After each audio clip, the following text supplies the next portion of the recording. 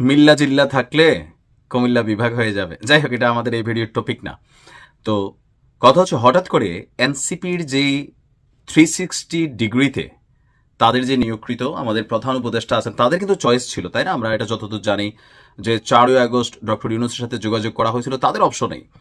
তো সেই ডক্টর ইউনূসের সাথে সম্পর্কের তলানিটা এমন একটা জায়গায় এখন চলে আসছে, ডক্টর ইউনূসকে নিয়ে আওয়ামী লীগ এত বছর যা বলছে, এগুলো এখন সাংবাদিক ইলিয়াস বা বিএনপির পক্ষে কেউ বলতেছে কিনা ওইভাবে জানি না, তবে অনেকে কিন্তু অনেকে নিয়ে সমালোচনা করছেন, জামাতের পক্ষ থেকে সমালোচনা আছে। কিন্তু দুর্ভাগ্যজনকভাবে এনসিপির পক্ষ থেকে যেইভাবে ওনাকে আবার ধরা হচ্ছে, যে প্রশ্নগুলো আমজনতা করতে গিয়ে ভয়ে করে না, সেই একই প্রশ্ন আজকে সার্জিস করে বসছে।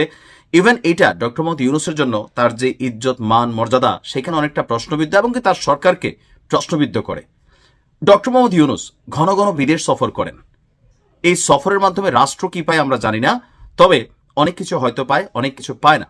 কিন্তু সার্জিস প্রশ্ন করছেন, 2বার বিদেশ ঘুরে চলে আসলেন, একটা স্বাক্ষর করার সময় পাচ্ছেন না, একটা ফাইলও তো নড়ছে না, কেনই আলোচনা?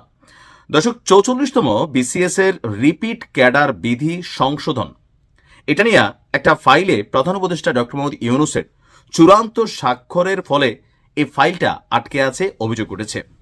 বিষয়টা নিয়ে সামাজিক যোগাযোগ মাধ্যমে স্ট্যাটাস দিয়েছেন অবসরপ্রাপ্ত অতিরিক্ত সচিব মোহাম্মদ মাহবুব কবির মিলন। তিনি তার সেই ফেসবুক পোস্টে শেয়ার দিয়েছেন যে, তার সেই পোস্ট আবার শেয়ার করছে সার্জিস। সেখানে তিনি ডক্টর ইউনূসকে এই ফাইলটি ছাড়ার অনুরোধ জানান। সার্জিসের বক্তব্য হচ্ছে, 44তম বিসিএস রিপিট ক্যাডার বিধি সংশোধনের ফাইল চূড়ান্ত স্বাক্ষরের জন্য আজ বহুদিন যাবৎ ডক্টর ইউনূসের টেবিলে বা ওনার কার্যালয়ে পড়ে আছে। কারণ জানি না, হ্যাঁ বা না একটা তো বলবেন, সিদ্ধান্ত নিয়ে ফাইলটাকে ছেড়ে দেন প্লিজ। ফাইল সেখানে থাকা অবস্থায় প্রধান উপদেষ্টা মহোদয় 2বার বিদেশ ঘুরে এলেন, কিন্তু ফাইল নড়ল না। এর চেয়ে দুর্ভাগ্য আর কিছু হতে পারে না। অথচ ছেলে মেয়েদের জীবন নির্ভর করছে এর উপর। একটা যৌক্তিক বিষয়ে সিদ্ধান্ত নিতে এত লাল ফিতার দৌরাত্ম কেন? তো আমরা এখানে যতটুকু বুঝতে পারতেছি যে সরকারের ভেতর থাকা ছোট ছোট খুঁত, এই যে একটা ফাইল নড়ে না, এটাকে আমরা জানি। অথবা ধরেন আমাদের যিনি অতিরিক্ত সচিব ছিলেন, তো তিনি আপনার এই পোস্টটা দিচ্ছেন, এটা এতটা ভাইরাল হয়নি যখন এটা নিয়ে সার্জিস আলম একটা পোস্ট করলেন এবং কি তিনি মেনশন করলেন যে একটা ফাইলের কার্যক্রম হইতে কতক্ষণ লাগে আপনার কার্যালয়ে যাবার পরে, আবার এই যাওয়ার পরে আপনি বিদেশ ঘুরে চলে আসলেন 2বার, কিন্তু ফাইলের কাজটা হইল না। আমাদেরও প্রশ্ন, কেন হয় না? বাংলাদেশে বিনিয়োগের ক্ষেত্রে আপনি জানেন বিদেশিদের একটা প্রধান বাধা হচ্ছে, যারা মনে করে এই লাল ফাইল, ভাই এই মন্ত্রণালয় সেই মন্ত্রণালয়, মানে বাংলাদেশ যে ডিজিটাল হয়েছে, কতটুকু ডিজিটাল হয়েছে এটা আপনি একটা কাজ করতে গেলে বুঝবেন। সাইট দেওয়া আছে, ওয়েবসাইট আছে, কিন্তু এগুলোতে ঢুকা যায় না, ডিস্টার্ব করে, খালি চক্রি পারে ঘুরে। তারপরে গেলে দেখা যায় যে টোটাল মানে হুদাই এই যে সরকারগুলো আসছে যাচ্ছে প্রযুক্তি খাতে বিলিয়ন বিলিয়ন টাকা খরচ করতেছে, কিন্তু সিস্টেমটা আসলে যতটুকু আপডেট হওয়া দরকার ততটুকু হয়েছে? দায়িত্বের জায়গায় আর কারে বসালে দায়িত্ব ঠিক হবে?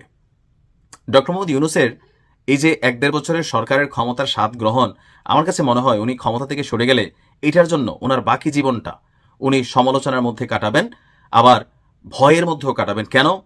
ওই যে অনলাইন কিংরা বলেন, ঠাপাবেন সরকার যদি খালি চলে যায়, আশেপাশে পুলিশ না থাকে, আর্মি না থাকে। অপরদিকে অন্য অন্য রাজনৈতিক দলগুলো হুঁশিয়ারি দিচ্ছে, কেউ বলতেছে এই সরকারের উপদেষ্টাদের আর বিভিন্ন জায়গায় এটা করবে সেটা করবে, আর আওয়ামী লীগ তো রেডি আছে। তাহলে আপনি বোঝেন যে এই ক্ষমতা ছাড়ার পরে কি পরিমাণ নেগেটিভ ফিলিংস নিয়ে তাদেরকে বসবাস করতে হবে। সার্জিসের এমন অবস্থানকে আপনি কি মনে করছেন? কমেন্টে লিখুন।